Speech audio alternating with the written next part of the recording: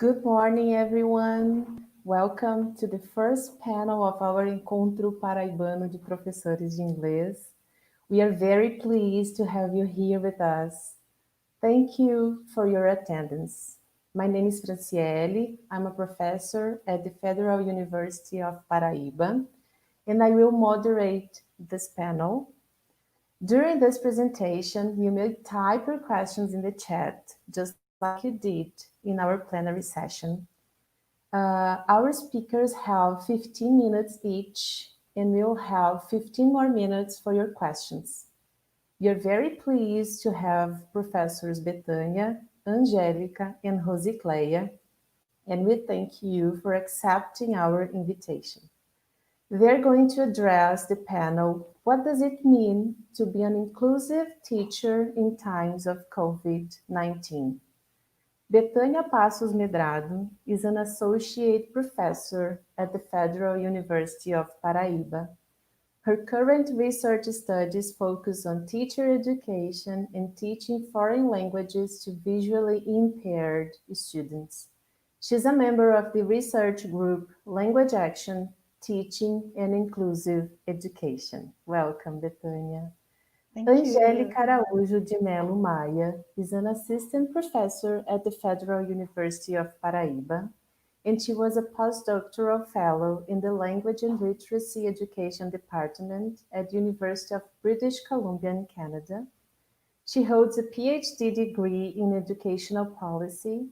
She is one of the coordinators of the research group Language Action, Teaching and Inclusive Education. You're very welcome, Angélica. And Rosycléa Dantas is a professor at the Federal University of Alagoas. She holds a PhD degree in applied linguistics.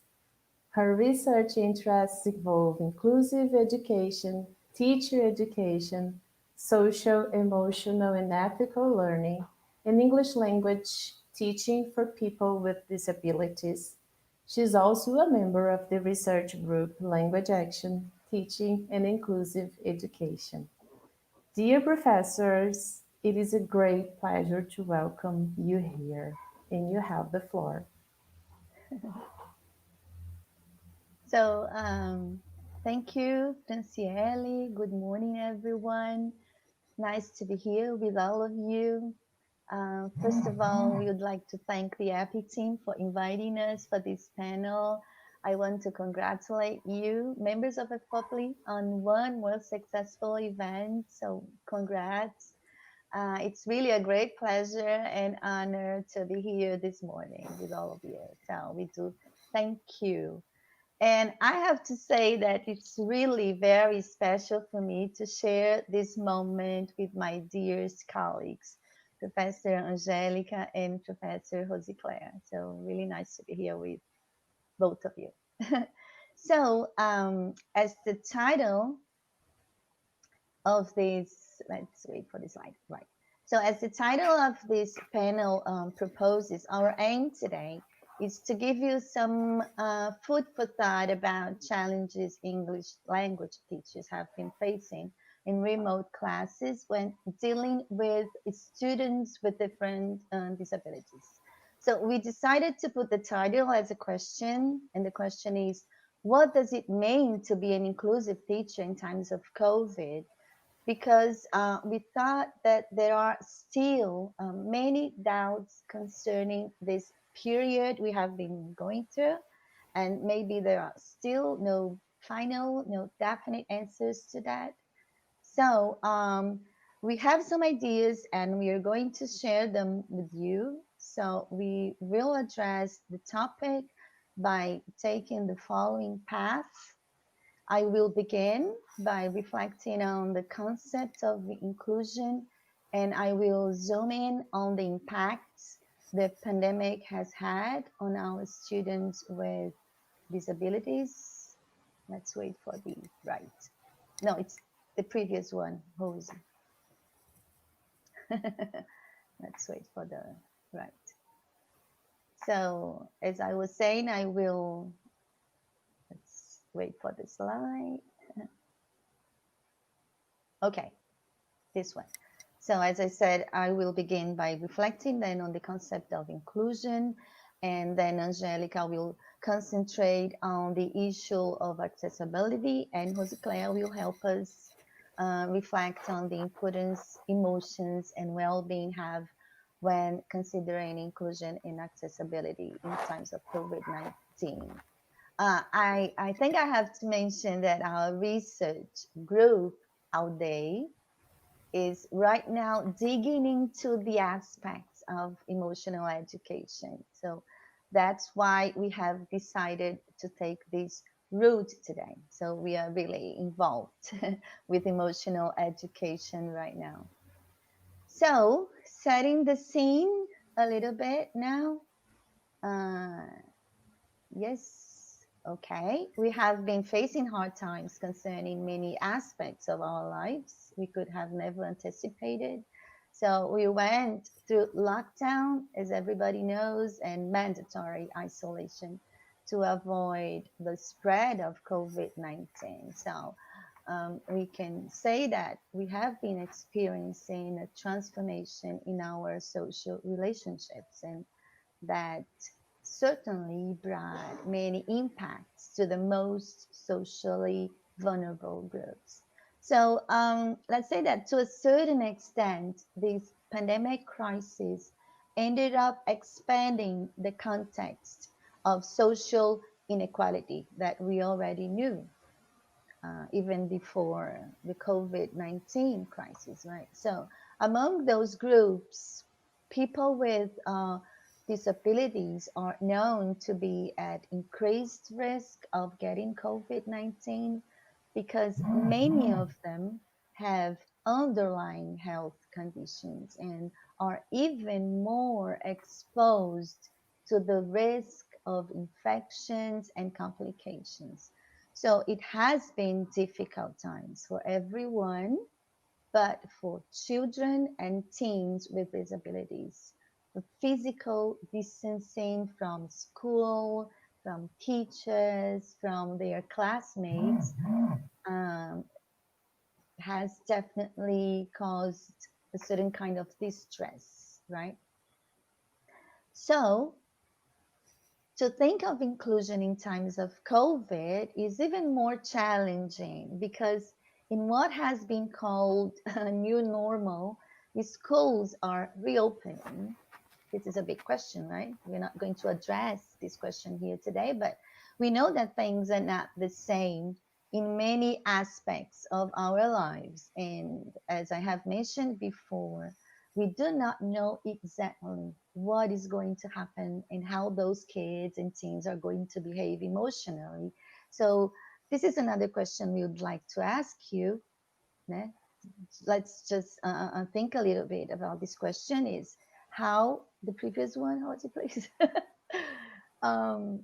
How are the kids and children going to behave emotionally when they go back to school? So, to get to the idea of what an inclusive teacher in times of COVID is, we think it is worth reflecting upon what we understand by inclusion, right? So, in a broad sense, next slide. So, in a broad sense, inclusive education then means that as a teacher, I can provide everyone in my class with learning opportunities according to their needs and possibilities. So, intellectual needs, physical needs, etc. So, I respond to individual needs, and this is an approach for all learners, right? Not just for those who are disabled. Then two important questions, I guess, we can ask ourselves right now. We have many questions today. So when I think about my students, who am I living in and who am I leaving out? So I always say when I talk about inclusion that, well, inclusion cannot be seen as a set of strategies, of step-by-step rules, for example. So inclusion is more than that. As we all know, some students have ongoing needs and others have short-term needs. So it's not easy to define in a few words or with recipes what to do in order to include a specific student with a specific disability. And another thing is we cannot say there is an agreed up definition of what inclusion is, but I would like to think over the fact that when a teacher provides his or her students with activities which consider equitable conditions for learning, then it means that this teacher is being inclusive, and Angélica is going to bring this issue back in a few minutes. So focus on the differences, right? Inclusive teaching focuses on the idea that it's important to value the many kinds of differences we may have in one single classroom. And that means, I think it's the next slide, right? So inclusive teaching focuses, as I said, on the idea that it's important to value the many kinds of differences we have in our classroom. And that means, as you can see in this slide, differences in skills, religion, experiences, culture, gender, sexual orientation, physical abilities, whatever. So in this last case of physical abilities, we have to bear in mind that some students will not see us, for example, with their eyes, right? Or read the material in print. They will need Braille, for example, in order to read the texts teachers give them in class. So others will speak using sign language. And it's possible that we have students who look at us and not want to interact, for example, or don't know how to interact with us. So inclusion means teaching all of them. And next slide, please. So many authors, and I cite here only some that I usually cite because I do align with them, so many authors have defined inclusion in different ways. So some say inclusion is a matter of social justice. Others that inclusion is being involved and committed with the people around us, or understand diversity and the different abilities one has. So different definitions for inclusion. But in alignment with some of these authors, and here I'd like to focus on the works of Scliar, Carlos Scliar, or Maria Teresa Mantuan, and many others, and also Rosycléa Dantas, who is here with us today. We can say that, taking it simply, inclusive attitude encompasses being able to understand and deal positively with the differences. So for me, I think this is the basic principle of inclusion. But let's say that, however, admitting that one does not know how to include, but is eager to learn and willing to connect with the students, this is, in my opinion, what triggers what I'm calling here an inclusive attitude. Yes. So here we have another question. Then we're talking about being inclusive and having this inclusive attitude, and that inclusive attitude encompasses connecting with the students. So the question is, how can I connect then with my students with disabilities and in the times of COVID-19? So this is the question we are trying to answer this morning.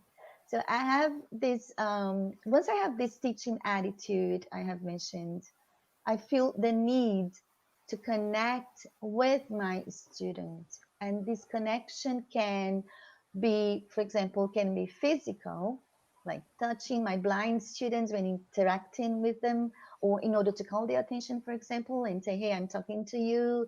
I'm not talking to your classmate, but I'm talking to you. So touching is a kind of connection a teacher can have with his student.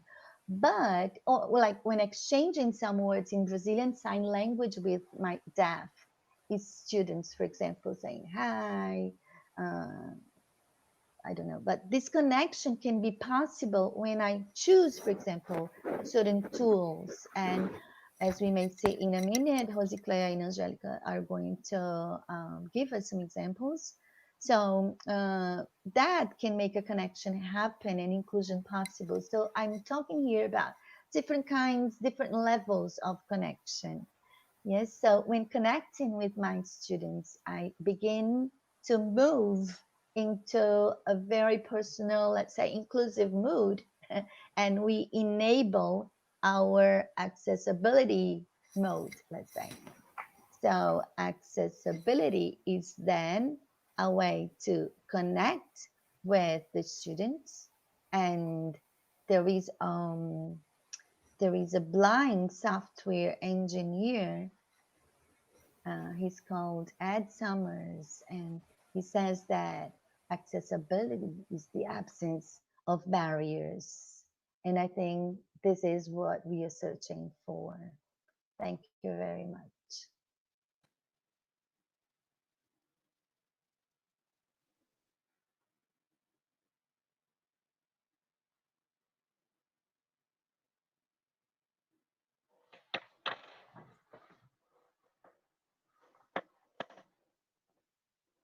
Good morning, everyone. I'm Professor Angélica Maia, for those who have just arrived. I'm also a professor and member of the ALDEI research group with Professors Betânia and Rosycléa. First of all, I'd like to say it is a pleasure to be part of this panel, sharing and exchanging some ideas with my colleagues, Betânia, Rosy, and with English teachers from all over the world, all over the state of Paraíba, all over Brazil. Despite the adverse circumstances we are living in, I think EPPI is here to stay. And I'd like to thank you all, the organizers, for their resilience and hard work in putting on such a wonderful event, and for inviting us to be here in this session. So again, thank you very much. In my talk, I'd like to explore one of the aspects mentioned by Professor Betânia related to the discussion of what it means to be an inclusive teacher in times of COVID-19. And it's the issue of accessibility. I'd like to approach this topic through three questions. Those three questions indicate three distinct but interrelated dimensions of accessibility and inclusion. So the first question is, as a teacher, how do you make yourself accessible to your students? As Betânia mentioned, accessibility has to do with removing barriers, obstacles that make it difficult for students to be included in the learning process and in society in general. But at a personal level, and from a relational perspective, accessibility starts with being able to remove our internal barriers and demonstrate an open receptivity to our students. It's a process that philosopher Nell Noddings, in her theory of care, describes as engrossment. In times of COVID-19, that receptivity could make a difference to our students, particularly to those with disabilities or complex learning needs. Because many of those students might feel excluded in unprecedented ways, finding a teacher who cares about their needs and their well-being might contribute to mitigate their frustration and engage them in the learning process, despite the difficult circumstances we're living in. So for me, this would be the first concern to be addressed in terms of accessibility, adopting an attitude of accessibility towards our students. Now, let's move on to the second question, which has to do with more practical aspects of accessibility. And the question is, how can I make language practices more accessible to my students, given the remarkably different nature of remote learning imposed by COVID-19 restrictions? I'd like to start discussing this question by analyzing a very popular picture on the internet, which you can see on the slides, and I'm going to describe in a minute. This picture was originally meant to represent the differences between equality and equity, but I'm going to use it here to address another aspect, which is the question of support. The picture shows 3 individuals standing behind a wall and trying to see the horizon over a wall. As they have different heights, they need to stand on stools of different heights, different sizes, so that they can all enjoy the same view without restrictions. As we can see from the types of stools used to make sure students have the same opportunities to see the horizon, metaphorically speaking, our students may need different kinds of support to have equal access to language learning in our classes. And I'm speaking both from a quantitative and a qualitative perspective. In this case, inclusion depends on a differentiated level of support. So what could we do as teachers, as language teachers, to provide them with this kind of additional support that could ensure their participation in classroom, particularly in times of a pandemic? I'm going to mention some key actions that could indicate possible answers. So first of all, I think it's important to talk to our students, to your students, and if possible, to their caregivers and learn about their needs. When I say caregivers, I'm including those who give them care, which may be part of their families or not. Another aspect is do research on the internet to find resources and strategies. I'm going to give you some examples in a few moments. Establish connections with colleagues to build a network of reciprocal support. I know how hard it might be for teachers in times of COVID to work on their own, so building this network of support is something which would be important. And last, don't be afraid. Try out new ideas and engage all your students in building a community of support for each other, students with and students without disabilities. Remember, inclusion is for all. Regarding some accessibility resources, I could mention many tools, apps, websites, manuals. I'm sure many of you are familiar with. And there are wonderful ways to help with inclusive practices in those resources. Due to time restrictions, I'm only going to show you one example, which I regard as quite productive for language learning. As you can see in the slides, I'm referring to the immersive reader option, which you can find in most Microsoft tools, Windows 10. Here, I'm showing the immersive reader tab in Word for Windows and in OneNote. The OneNote version is more complete than the Microsoft one.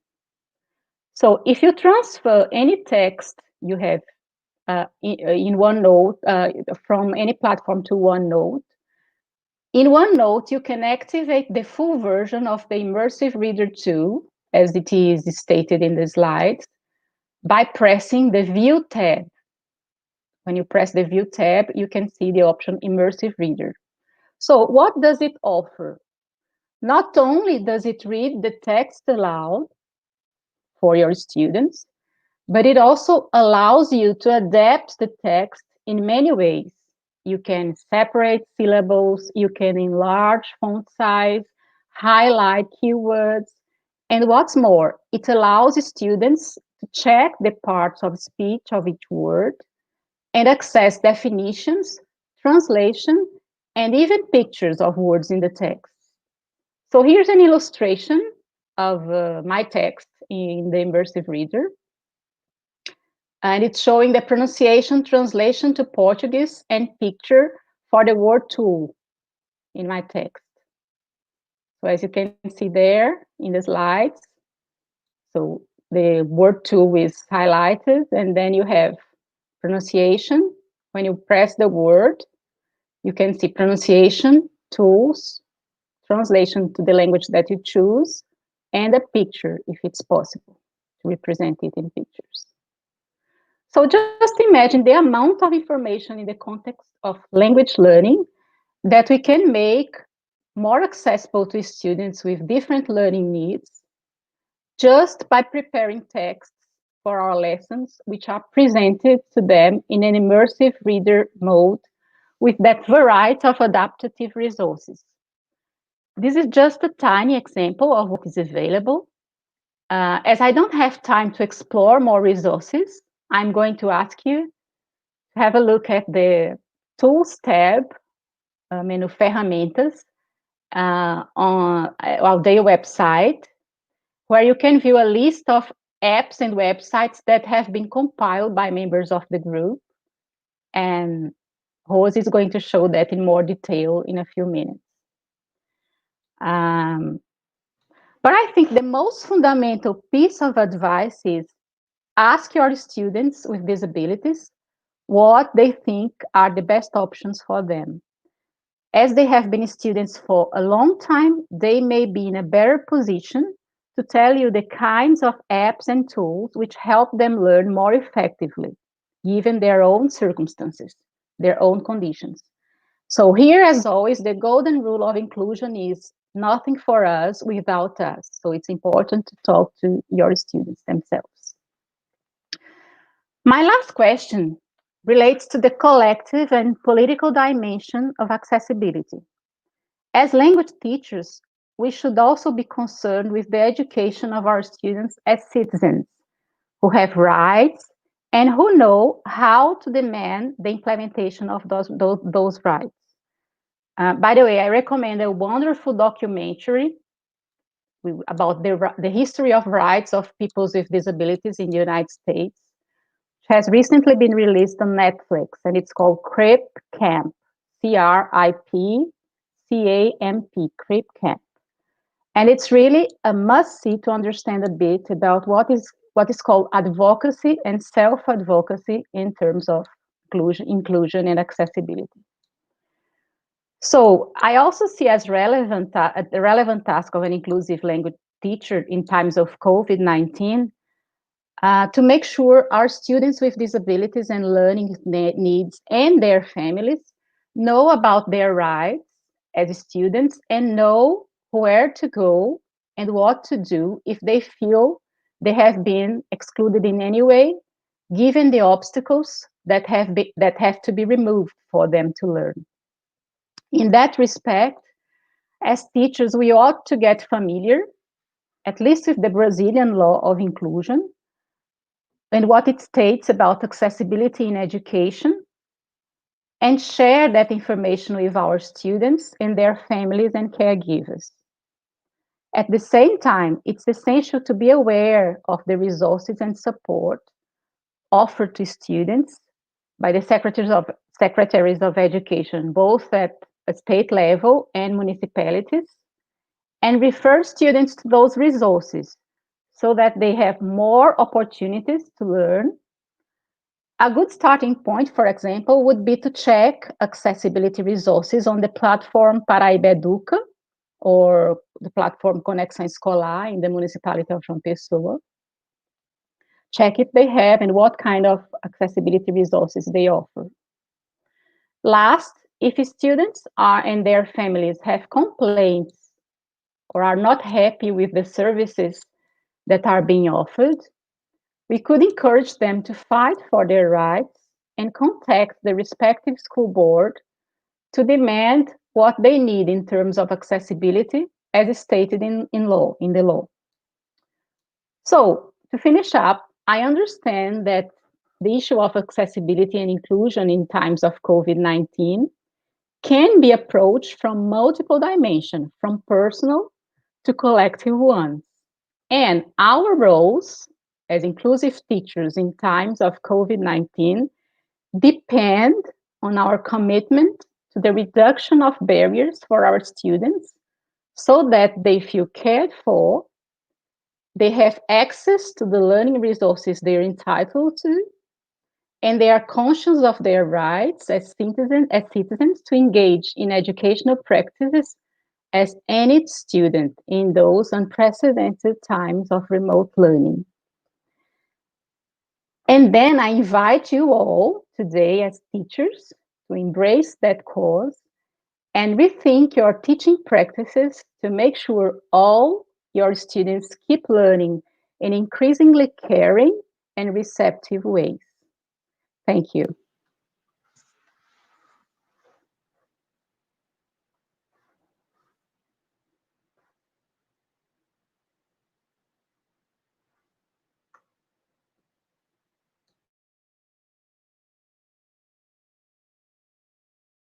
With you and share this panel with my colleagues. I'd like to thank EPPI for the invitation too.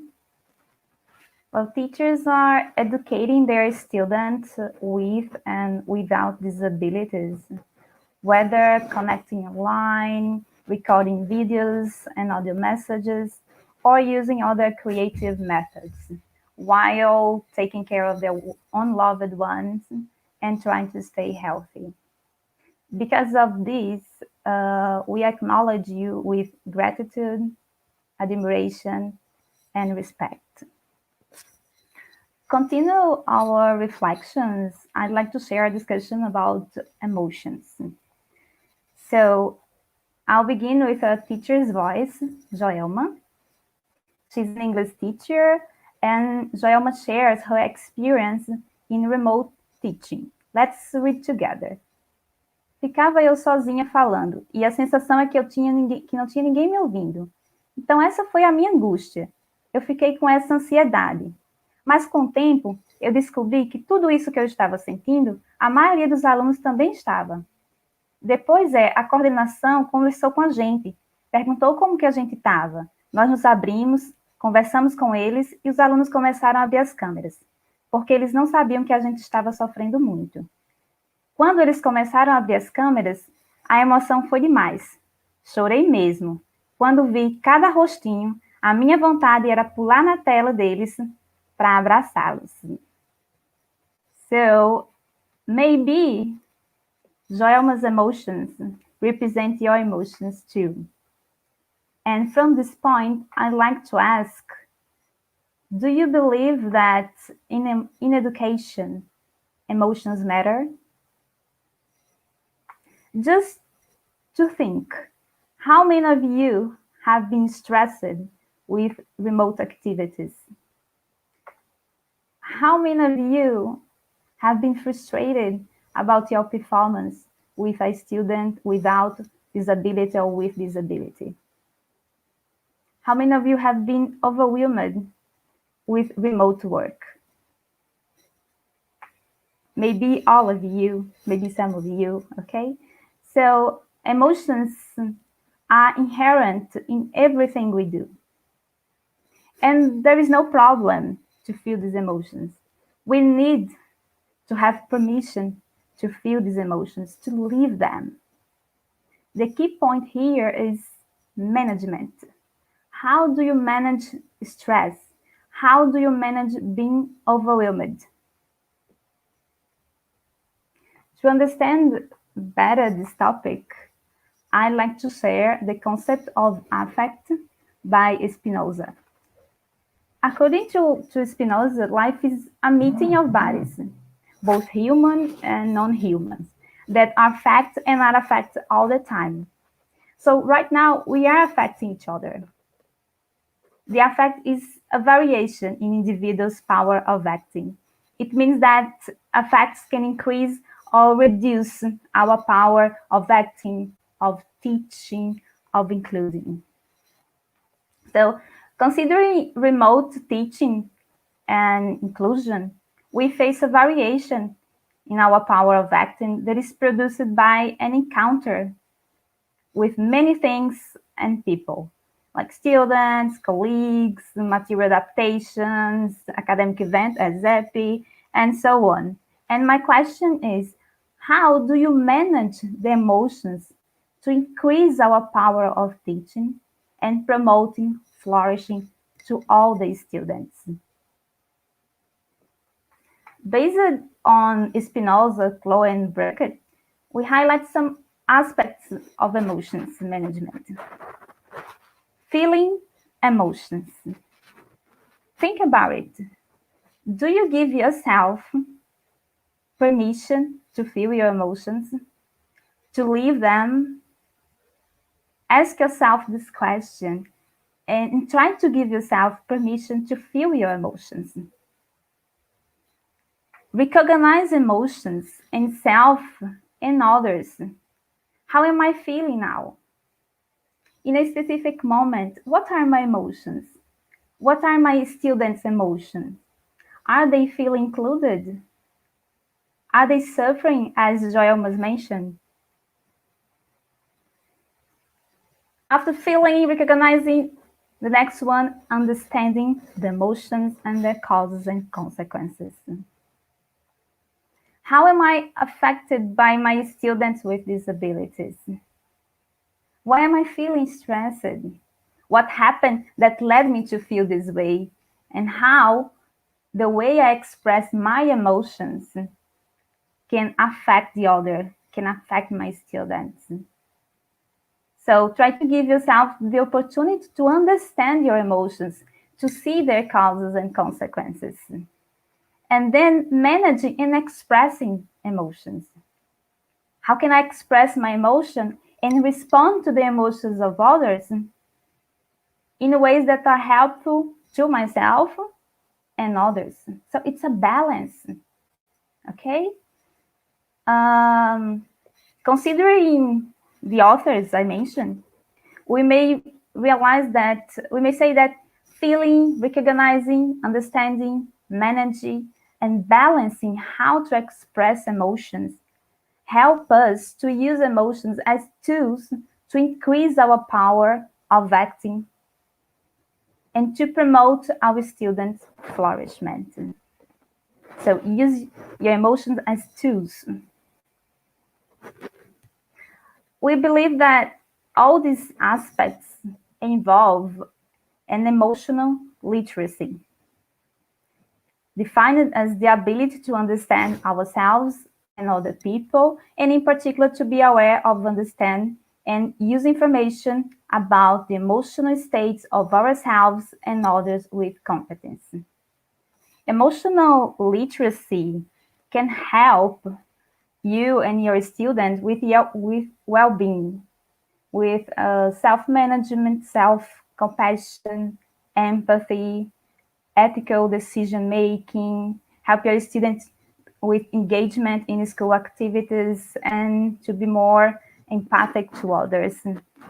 So that's why we say that we need to teach our students social and emotional literacy.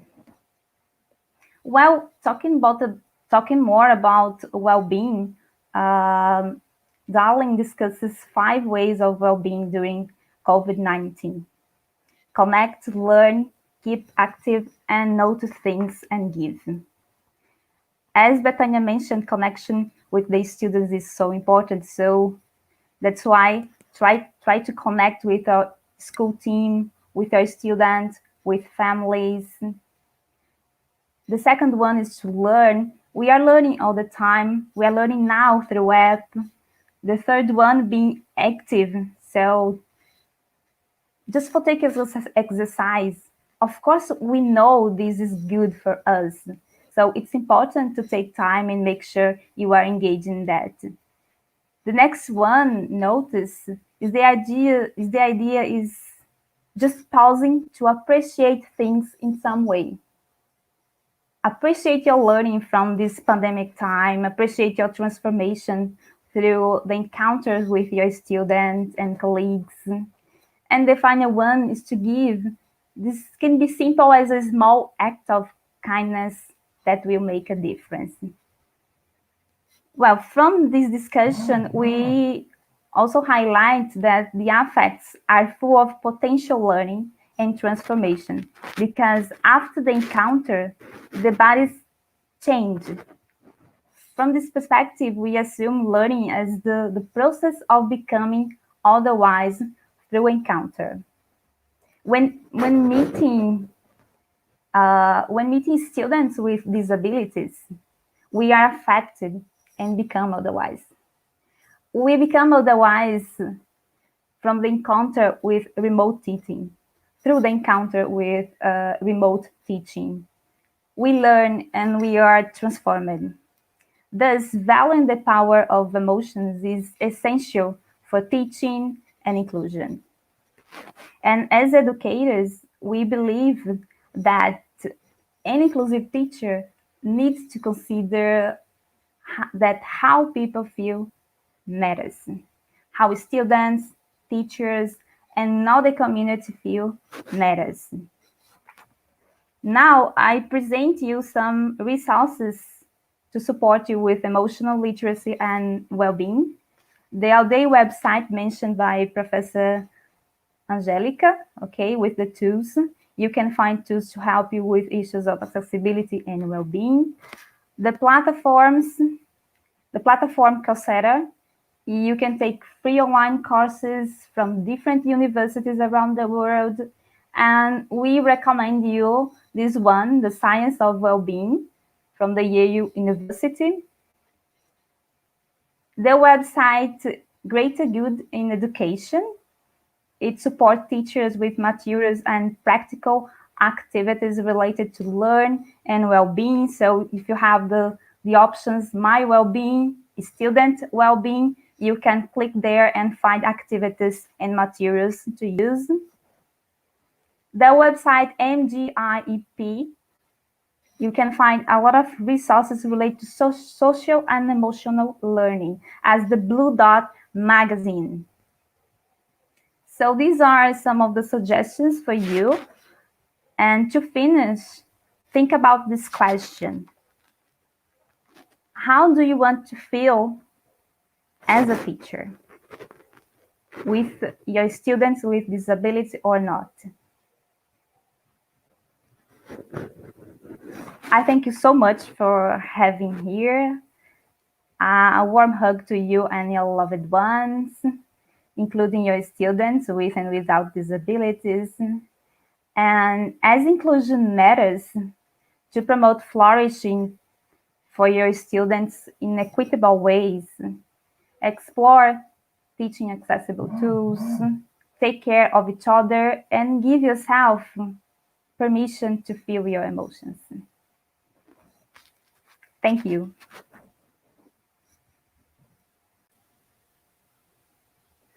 Wow, Rosy, Betânia, and Angélica, we knew when we invited you that we would be hugged by you, by your talk. And it was very inspiring. Thank you so much for sharing your experiences, your knowledge, your research with us, and most of all, your reflections with us.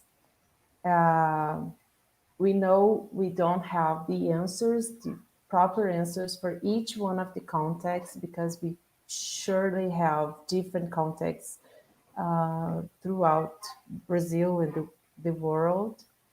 But I guess you have, you mentioned some paths, yeah, and that's the important thing, to embrace our humanity, to embrace our own disabilities, and to be able to show that we are able to touch each other. So thank you very much.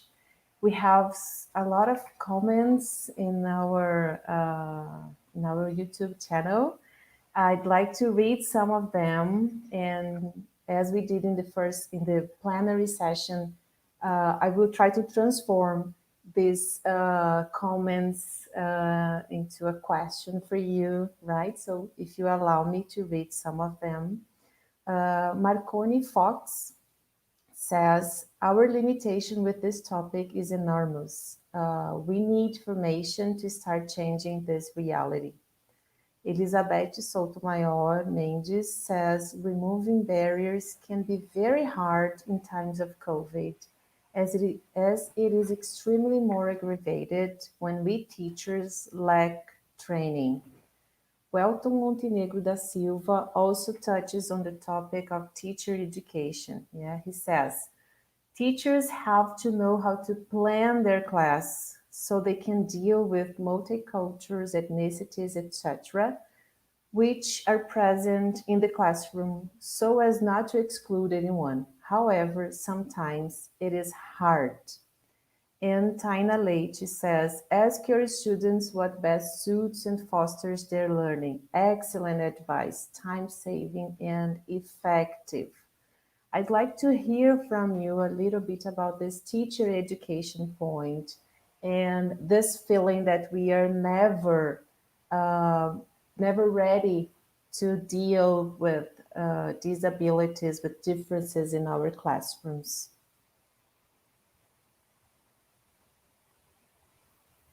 Who goes first? Well, I can begin. I think these are important and relevant points. It's true that we are never 100% prepared for our classrooms, but I think that what we are doing here today is like together, sharing experiences, sharing the things we already know about inclusion. And I think this is a good way to start. I think nowadays in Brazil, we do have some research groups that look into this topic, and Aldeia is always exchanging ideas with them. So I think we together, as Angélica said, collectively, I think we are trying to build a way, in order to include all students. We are talking here about students with disabilities, but it's nice. I think it's important to say that when we talk about inclusion, we also have to include other groups which have been historically marginalized in the past few decades. So there is a lot to do, yes, but I think that in our undergraduate course, for example, nowadays we have like opportunity to exchange ideas with our students about inclusion. So I think this makes me really happy. I don't know if Angélica or Rose would like to add something to what I said, but go ahead. Yeah, I'd just like to make a comment on two aspects. One is the fact that I think that all these questions being asked in this conference, all of them are wonderful. And I think they indicate already a movement within those teachers.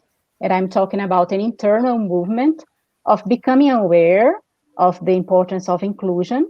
And I think this is a good start to become an inclusive teacher, because even if your context does not offer the conditions that you would need to become more inclusive, but as you already have this will, which is the most important thing, so I think this is a good sign, and I see it a very positive sign. The other thing is what Betânia mentioned, is the question of building this network of support. And I think, for example, the roles of groups like EFOPLI are very important, because they can create a space, and they actually create a space for you to share your concerns, share your needs, and by helping each other within a group like that, and also in your schools by establishing groups of support, collectives, or working professional collectives, you may help each other to at least address some of those needs that you feel in order to become more inclusive. Yeah, both Betânia and Angélica mentioned issues related to the attitude of the teacher, towards students with disabilities. But Angélica also mentioned the need to improve our awareness about our and our students' rights, to fight for students' rights and for as teachers, our rights. And I'd like to ask you both, Angélica and Betânia, if you consider that being an inclusive teacher is mostly an individual enterprise or an individual attitude, or for example, if I am the only teacher in the school that is concerned about this issue, what could I do? What are the first steps in order to build this community of accessibility that Angélica mentioned? If I imagine that some teachers are feeling lost. Oh, I have this situation in my classroom, but I don't know where to start. Betânia, would you like to start? And then, Yes, or... I think that this willingness to learn, I think this is the first step. Willingness to learn, you know, building this inclusive, what I'm calling here inclusive mood. So I consider that's the way you face also your profession, the way you face teaching. What is teaching for me? So I think there are questions that we have to go through, you know, and then ask ourselves. As Angélica said, it's an eternal movement. But then, of course, it's wonderful when you have like colleagues that you can share, exchange ideas, you know, then you become stronger and use that word that everybody's using nowadays, that you feel empowered in order to include everyone in your class. I think this is the way. I don't see any other way. And study and learn. And as someone said here, ask the students, what is the best way? How do you learn? How do you learn more effectively? How can I help you? So when I say connecting with the student, connect with your students, I mean, they can tell you the best way, you know, the best path. So I think that's the idea. I'd like to add that I understand that it has a dual movement. So not only as an internal one, but also an external one. Because if we understand inclusion as a social construct, so it's necessary to address it not only from an individual perspective, but also from a social political one. Yes. So I see this movement of being able to express to yourself an attitude of inclusion and to others, but also to use language. And when I say language, I'm referring to body language, all kinds of language, as a very important tool we have to change conditions for all our students in our world. So as teachers and as language teachers, we have even a more important responsibility in terms of how we use our role as teacher to make a difference around us. Yes, I agree. I think basically it's a political issue we have here. I agree, Angélica, with you. We have another question here by Alberto Costa. What a wonderful experience to listen to you all approaching such a delicate and intricate issue. Do you have plans to share emotional literacy practices with teachers? I guess this is to Rosycléa. Yeah, well, thank you so much.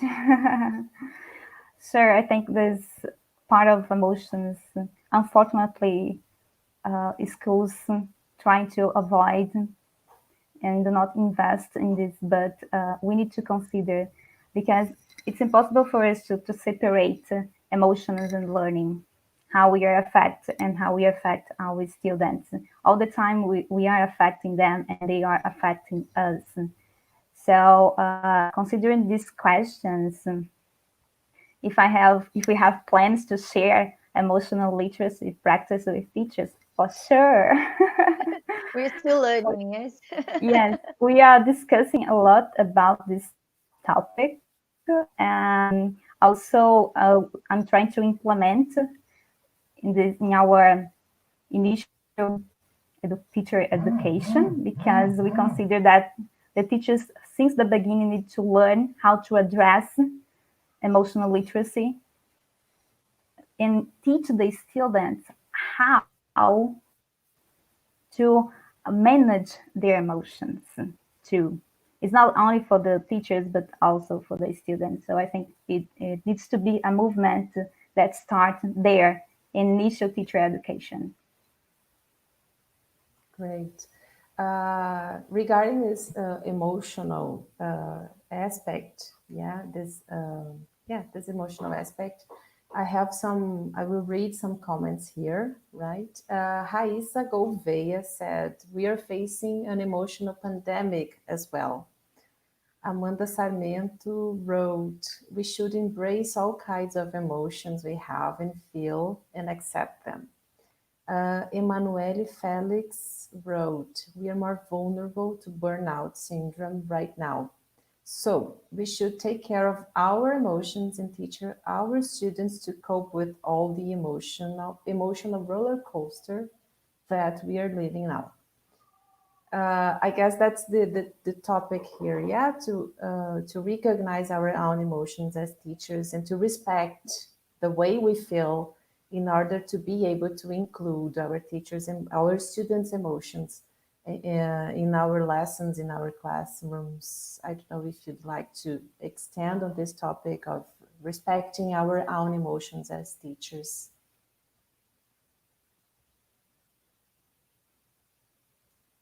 I'd just like to say that I think a very important thing, not only in times of COVID-19, but in general, a good way to address this need to share emotions and work with emotions in a language classroom is start any class with a kind of time reserved for the checking in of emotions and of feelings, and that includes the teacher, so that all students and teachers are given the chance to express what they feel, how they feel, and give support to each other. So I think this would be a must in every language classroom. I think especially now that I think this is so relevant for teachers. So I think any class should start with this moment, 5-10 minutes, where teachers and students will have the time to share and support each other. And to use Betânia's words, to connect. Yeah, That's it. And I would say that one last topic would be regarding families' participation in this moment of COVID-19. And I will read some comments about that. Okay, Jessica Moraes said, oh my God, it is so true. Recently, I have a student that has been struggling much more in these remote classes. It's even harder for me to try to include this student. Janine Rolim said, parents have played an important role too during this time of COVID-19, especially when it comes to inclusion. And Leila Chaves wrote, having the support of the student's family has been an important key for them to learn better. Do you have any comments about this participation of the families? And I suppose the integration of schools and families is not just for this time of COVID-19, but it should be for all the times. So.